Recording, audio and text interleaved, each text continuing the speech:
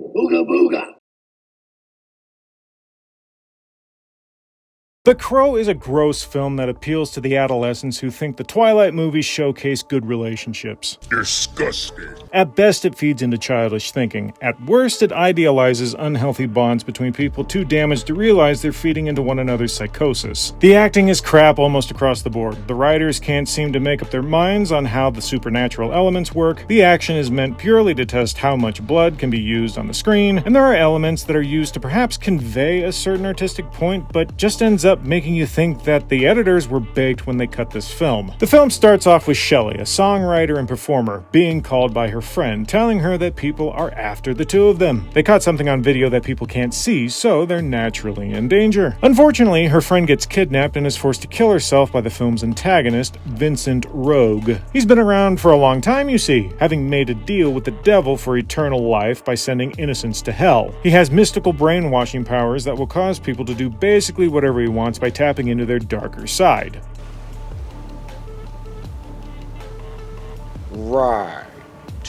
Shelley is able to escape by running into some cops who find a lot of drugs in her purse. And this is where we're introduced to Eric, who seems to have been in a very large rehab center for a while. He's an introvert and doesn't participate in pretty much anything. All that changes, though, when Shelley comes on the scene. After forced conversations filled with crap dialogue and terrible delivery, the two wayward kiddos form a bond with one another, prompting Eric to open up and participate in sessions. The good times are cut short, however, when the people looking for Shelley find her and come to the rehab center. Eric decides to help her escape, which he does, through a place he's known about and never used himself. When they get free, they throw themselves into one another's arms in a mix of sex, drugs, and alcohol. Perhaps checking into another rehab would have been better. The two end up falling in love, not because the individual actor's chemistry tells you, but because everyone in the movie seems to have to remind the audience that these two were deeply in love. But the bad guys catch up to them. How? No idea. But both Shelley and Eric are killed, and poor Shelley is sent to hell. But instead of dying, Eric is given the opportunity to come back to right the wrongs done to him with the help of a random guy who hangs out in what I assume is supposed to be this movie's purgatory. We're never told what this guy is, probably because the writers don't know either. Perhaps he's their version of the ferryman, but who knows. Anyway, Eric comes back and starts killing the people who murdered Shelley, and he finds out pretty quickly that he can feel pain, but he can't die, as long as his love is pure. Gee, I wonder if that'll come into play later. So Eric starts tracking down the people who killed Shelley. I want to take a second and point something out. Weird Purgatory Hobo told Eric that the Crow would show him the path to the people he sought. But at no point does Eric follow the Crow. Eric just sleuths like a detective.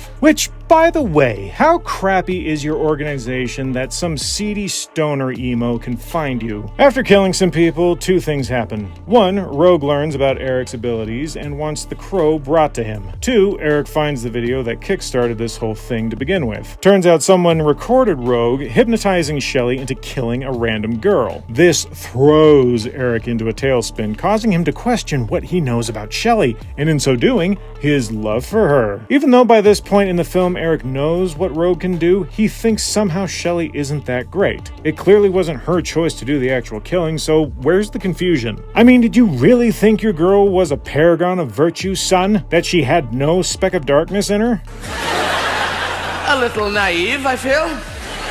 This doubt causes Eric to lose his abilities because his love was no longer pure. Get it? This happens just when Rogue's men show up and pump his chest with a shotgun. In a point of feigned desperation on the part of Bill Skarsgård's performance, Eric decides to sacrifice his soul for Shelley's. If he kills Rogue and company, Shelley will be released from hell and Eric will take her place. After a crow flies into Eric's back, yes, you heard that right, Eric comes back to life and kills the guys who killed him. I mean this most recent time. After finding out that most of Rogue's people are attending the opera, Eric moves in and butchers everyone there. There's nothing great about the fight scene, there's a lot of blood, that's about it. However, I will say that the choreography of the fight scene does make sense. Eric is a tank and doesn't know how to fight, so it's sloppy, with him just going to town until everyone is dead. Before Eric kills the last person, he gets the location of Rogue. He finds him, and instead of just killing him, Eric starts talking to him, because why not? Remember how monologuing got villains into trouble?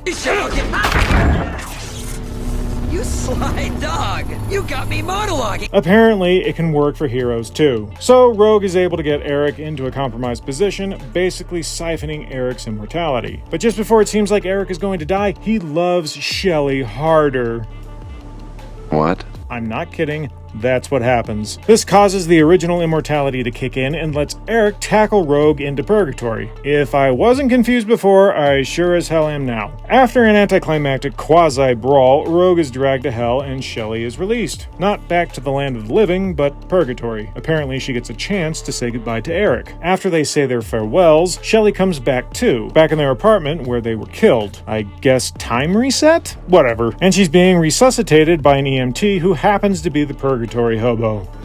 Makes perfect sense. And instead of Eric going to hell, he remains in purgatory. Apparently, the writers forgot how this movie was supposed to end, and thus ends The Crow. When I look back at the original that came out in 1994, I generally only have good things to say. It wasn't a perfect movie by a long shot, but I'm hard-pressed to find a single person who looks at that film with any amount of dislike. The entire cast did an awesome job, with Brandon Lee leading the charge. Anyone who has seen the original Crow has felt a sense of heartbreak knowing that it was Lee's last picture before his accidental death. Lee's performance was fantastic, being able to show tenderness and compassion in one moment, and the next becoming cold and ruthless when it comes to exacting revenge. This most recent film tries to do that, but Bill Skarsgård just seems confused most of the time, unable to bring about any genuine emotional resonance or nuance. The only time when his acting is serviceable is when he's first killed. And the same goes for his co-star Twigs. Boy, what a name. She's simply not an actor. I do not buy their relationship, and what's portrayed doesn't make you want to see revenge satisfied. It more makes you want to see these two be put out of their misery. None of this is to say that these two characters deserved what happened to them, no, not at all. But narratively speaking, there's nothing good about what we see between Eric and Shelley. They feed into one another's addiction and destructive personalities. Anyone looking at these two soberly would tell them they need to get help, get out of wherever they are, considering that's where all the trouble is, and get themselves checked into an actual rehab center where they will follow the program and better themselves. Eric and Shelley from the original film were due to be married, fighting against undue tenant eviction in their neighborhood. They were surrogate parents for a lost girl. In short, you saw the injustice and were justifiably rooting for Eric when he went on his rampage against the people who destroyed his life. Remove the supernatural stuff from the new film, and you get a poorly written episode of Breaking Bad with worse acting and characters who are already setting themselves up to be killed. In short, it's hard to care about these two lovebirds. However, there are some commendable things to mention. The first is the visual and artistic design of the movie. The world looks appropriately real and bleak, painting a picture of a city that's as evil as the villain. And as I said before, the fight scenes, though overtly grotesque, are appropriately choreographed. Eric doesn't actually know how to fight, but he also can't take any real damage, so he'll just keep coming until everyone is dead, and every fight scene in this film reflects that. Unfortunately, the negatives far outweigh the positives. It's a putrid piece of content that appeals only to the depraved. If this is what the comic is like, then thank God the writers of the original film, along with Alex Proyas at the helm, had the good decency to change it. But what did you guys think? Is The Crow any good? Have I missed something in my critique? Or do you agree that this film is not worth the $50 million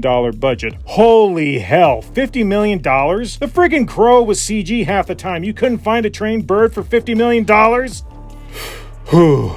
I'm gonna stop now. If you like this video, give it a thumbs up and subscribe.